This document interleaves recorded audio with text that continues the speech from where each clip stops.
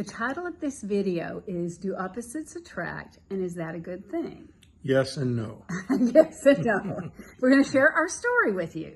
But yes, they do attract. And there's a reason for it. Nature pours a vacuum. So if there's something missing in you, yes, indeed, we really do get attracted to it. Mm-hmm. Now, basically, we aligned with like our core values, our spiritual values, child rearing, money. We had a few differences. I grew up poor, and I said he grew up rich because he had indoor plumbing and carpet.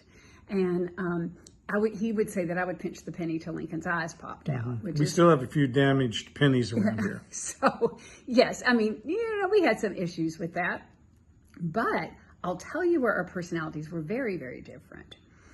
He's Portuguese, very hot-blooded, very passionate, and he played football. Now, this was flag football, but they had a term called flackle. Flackle. Because he was like this growling, he'd come out bleeding, and I'm like, okay, this is not exactly the football. The other guys are bleeding too. That is true. That is very true.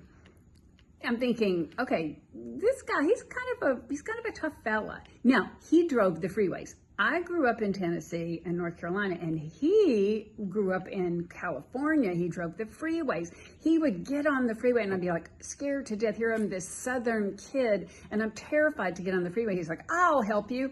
Grab the wheel and just step on the gas and just scoot out there. I'm like, oh, he's so assertive. He drives the freeways. This is amazing. He's teaching me things. So we go out on our first date, and they serve me steak.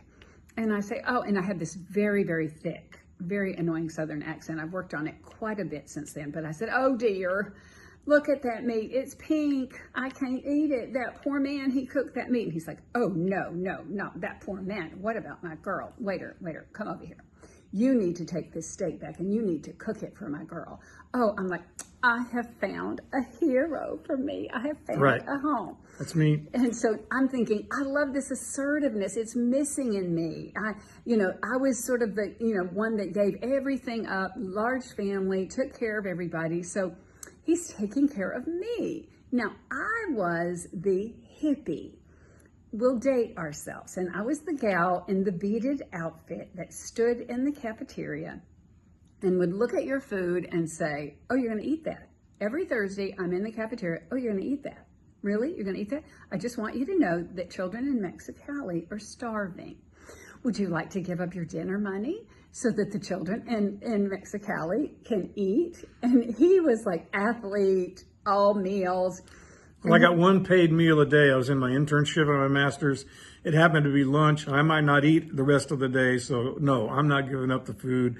God bless those poor little orphans. Until he met me. Until I met Beverly. So then he's like, I'm in the cafeteria and I'm making everybody feel guilty so I can get their money for Mexicali. And he's like, you do this every Thursday? And I'm like, yes, I do. He's like, wow, that's pretty amazing.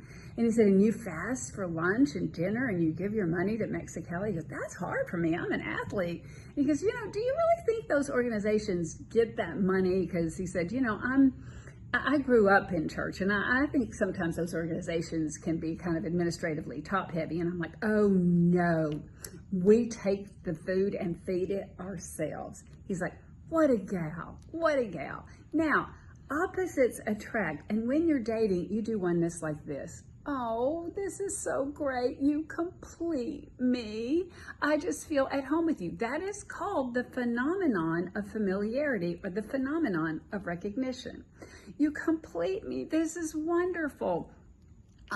You finish my sentences. I feel like I've known you my whole life. That's all the phenomenon of familiarity or recognition coming into play. Mm-hmm. Now, you're on drugs. When you fall in love, you're on drugs. We were on drugs. So people would say, what are you doing with that hot-tempered Portuguese guy? He's always biting people on the line and football. I'm like, he is not hot-tempered. He is passionate.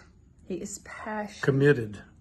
And he's Portuguese, and they're romantic. And so it's a romance language. He's very passionate. Then you get married. What's with the anger? What's with the temper? The story goes deeper than that. I'm just going to have to share a little bit about our journey toward oneness.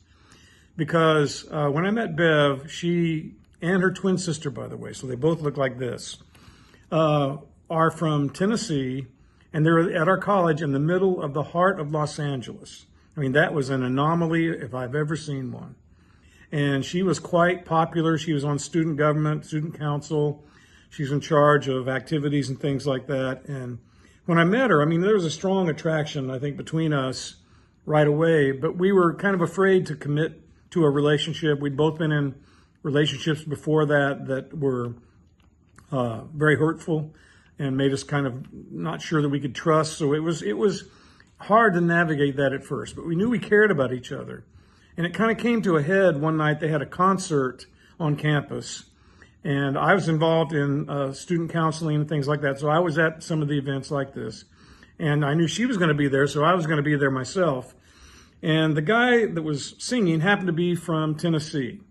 So he finds out that Bev is also from Tennessee, and he's up on stage, and she's back in the back with the student council and all that, and just watching over the crowd. And he starts teasing her. And, hey, Tennessee, how you doing? And this is a song for you, and how y'all doing, and all this kind of stuff.